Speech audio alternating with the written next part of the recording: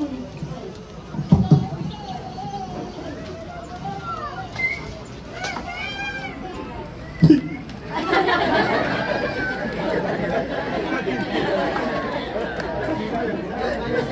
na ako na pumatak yung ulan.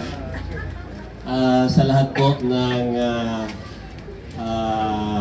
nakidumamay mula pa nung unang gabi, hanggang kagabi. At ngayon ay tanggapin po ninyo ang taus-pusong pasasalamat mula po sa pamilya ni Karihin. Talagang ramdam po namin yung inyong pakikidumamay. In response po doon sa mensahe na ating narinig, gusto kong pataasin. Narito ba yung mga kapatid ko pa? Pakitaas nga ng kamay ng mga kapatid ko. 1, 2, 3, 4, 5, 6, 7, 8, 9, 10. Si Kuya Sir. Gusto ko lang pong ipaalala sa ating lahat na ang pag-alis ni Nanay ay nakita natin na mapayapa. Yung pag-alis ni Nanay ay hindi tayo iniwanan ng napakaraming bayarin. Ang pag-alis ni Nanay ay dahilan sa nakita niya na ang kanyang mga iiwang anak ay nagkakaisa at wala ng tampu-tampu. Pagyamanin natin ito mga kapatid ko sapagkat malulungkot ang ating mahal na ina kapag mananatili yung kampi-kampihan, tampu-tampuhan sapagkat alam natin kung papaano nagkakaroon ng tampuhan ng mag-asawa ni tatay at ni nanay kapag nagkataon nadadagdagan ng anak. Yun ang tampuhan na positibo. Bilang magkakapatid ay dapat ay manatili tayo nagtutulungan, nagpapanalanginan at nagkakaisa na ating sundan yung ginawa ng ating mga magulang. Tunay na ang pagpapahalaga natin sa ating buhay ay kagaya ng sinabi ni Pastor Mike na isang singaw lang ang buhay. I've experienced po niyan after nung pray-over namin ng aming ina. Kailangan ko makarating ng Legazpi mga alas bago dumating ang alas 7 ng gabi. Pero hindi nakakayanin. Sumimplang po ako dyan sa may bago dumating ng Madlandungan. For how many minutes ako po ay walang malay. Dahil yung liig ko ay tumamang doon sa windshield ng motor na akin pong sinasakyan. Pag-slide niya at nagpreno ako, nawalan ako ng malay. Hindi ko maintindihan bakit walang gas-gas ang katawan ng motor. Yung lever lang niya ng brake. At saka natanggal yung windshield. Hindi ko maintindihan bakit natanggal yung windshield. Until na ako ay nagpreno at muntik na nawala. Ang liig ko pala kaya maga at masakit. Siya ang nagtanggal ng windshield. At kung hindi po natanggal yung windshield, baka nauna pa ako kay Karihin. Ganun lang pala kabilis ang buhay. Tunay pastor na parang singaw.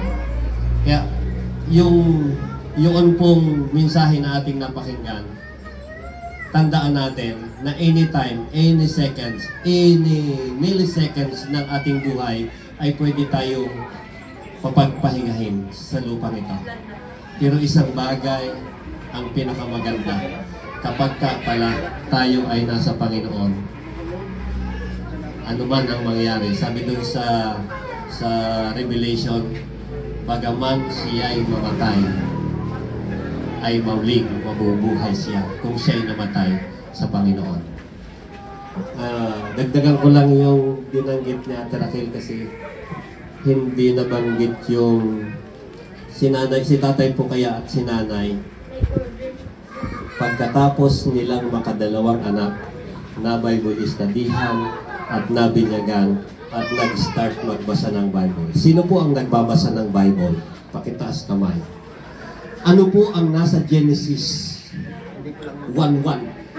In the beginning, God created the heaven and the earth. Lahat na nilikha ng Diyos nandyan. At nilikha niya ang mga makikita natin matatanaw.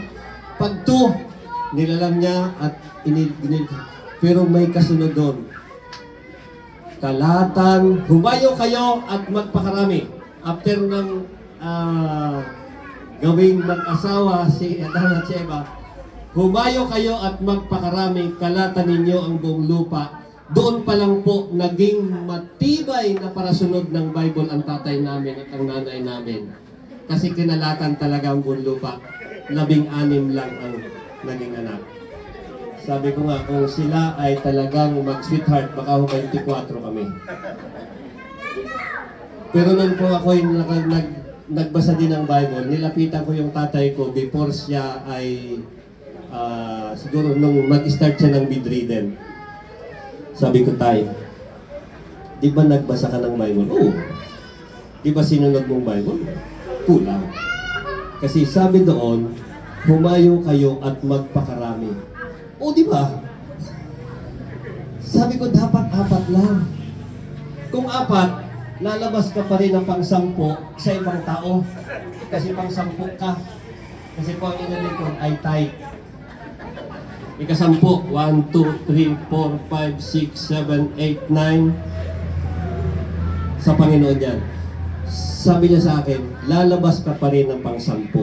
Sabi ko kasi, pag binasa po natin yung humayo kayo at magpakarami, may nakalagay po doon sa huli ng talata, datapwat supilin ninyo. Kasama po ng pagsupil. Kaya kung may susunod dyan sa yapak ng tatay ko, tapusin ninyong text. Datapwat supilin ninyo kasama sa pagbibigay ng pagsupil, turuan siya ng mabuting asal at mabuting pamumuhay at mabuting edukasyon, mabuting shelter, pagkalooban mo. Yun po ang part ng pagsupil. Kaya, sabi ko kay tatay, ay, sabi niya sa akin, ikaw pa rin ay pang-10. Sa 16 pa rin na magkasapatid kahit hindi sa akin. Tunay mga minamahal ng mga kapatid, mga kaibigan, mga pinsan, mga tiyo, mga tiya. Maraming salamat po na mayroong tayong Diyos Ama sa langit na may hawak at kontrol ng ating buhay. Yung pag-alis po ng aming ina ay isang pagpapahinga